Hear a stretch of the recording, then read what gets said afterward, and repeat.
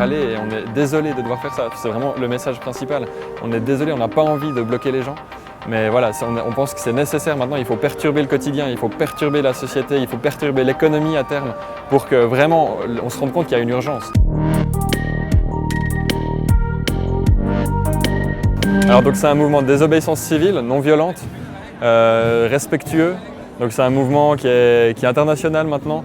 C'est un mouvement qui prend aussi énormément d'ampleur, c'est vraiment exponentiel. On a vu ces derniers mois, ces dernières semaines, ça prend énormément d'ampleur.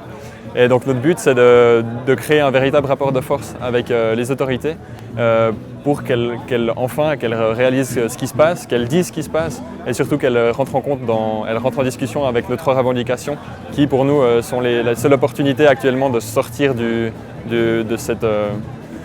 cette catastrophe qui est déjà là, mais qui va encore s'amplifier dans les prochaines années et les prochains mois. On peut se dire, oui, bloquer un pont, ça sert à rien. Mais il faut comprendre que ça, c'est des images aussi, et que les gens commencent à voir qu'il y a des gens qui se mettent en mouvement. Donc oui, peut-être que les premières fois, ça va peut-être servir à rien, les gens vont râler, et on est désolé de devoir faire ça. C'est vraiment le message principal. On est désolé, on n'a pas envie de bloquer les gens. Mais voilà, on pense que c'est nécessaire maintenant, il faut perturber le quotidien, il faut perturber la société, il faut perturber l'économie à terme pour que vraiment on se rende compte qu'il y a une urgence. Et donc c'est ça notre message. Et oui, en effet, il y a une stratégie d'escalade, donc les premières choses, elles vont avoir peu d'impact politique. Mais là, le mouvement grandit, c'est exponentiel et on va petit à petit arriver à des blocages qui sont beaucoup plus massifs.